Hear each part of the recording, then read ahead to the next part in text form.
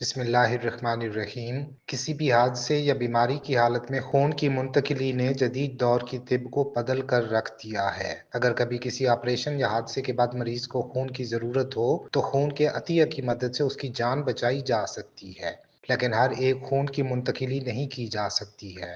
دنیا میں کئی افراد ایسے ہیں جن کا بلڈ گروپ نایاب ہے اور بلڈ بینک کے ذریعے ملنے والا خون کا عطیہ ان کے بلڈ گروپ سے میچ نہیں کرتا۔ ایسے ہی ایک نایاب بلڈ گروپ آر ایچ نل ہے۔ دنیا میں صرف 50 افراد ہی ایسے ہیں جن کا یہ بلڈ گروپ ہے۔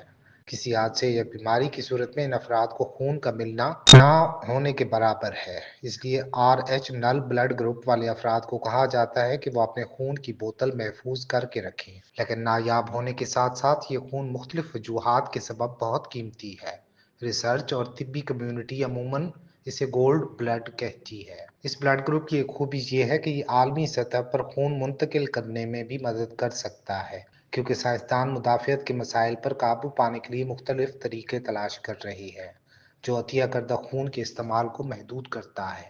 ہمارے جسم میں گردش کرنے والے خون کی تفریق خون کے سرخ خلیوں میں موجود کچھ اہم مارکرز کی موجودگی یا غیر موجودگی کی بنیاد پر ہوتی ہے۔ ان مارکرز کو اینٹی جنز کہتے ہیں جو پروٹین یا شوگر پر مشتمل ہوتے ہیں اور یہ خلیے کی بیرونی سطح سے چپکے ہوتے ہیں۔ جسم کا مدافعتی نظام ان کو تلاش کر لیتا ہے۔ ایسے افراد جن کا بلڈ گروپ آر ایچ نل ہوتا ہے ان میں تمام 50 آر ایچ اینٹیجز نہیں ہوتے ہیں، لیکن یہ افراد کوئی اور خون نہیں لگا سکتے۔ R H null blood group تمام آر ایچ بلڈ والوں کو لگایا جا سکتا ہے۔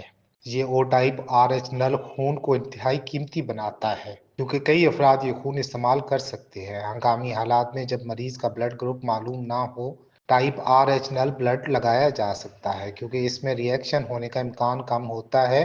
یہی وجہ ہے سائنسدان اس گولڈن بلڈ کی نقل تیار کرنے کی کوشش کر رہے ہیں۔ مدافعتی نظام آر ایچ اینٹیجز کی وجہ سے رد عمل ظاہر کرتا ہے اور اگر خون میں کوئی بھی اینٹیجن نہ ہو تو یہ ری ایکشن نہیں ہوتا ہے۔ اگر یہ او ٹائپ آر ایچ نل تو یہ کافی حد تک یونیورسل ہے۔ تمام تحقیق کے باوجود لیبارٹری میں تیار کردہ مصنوعی خون کو اس پیمانے پر بنانا کہ لوگ اسے استعمال کر سکیں ابھی بہت دور ہے۔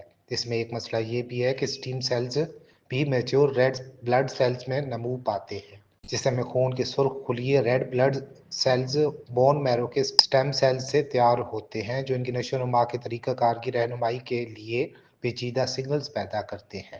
لیبارٹری میں اس کی نقل تیار کرنا مشکل ہے۔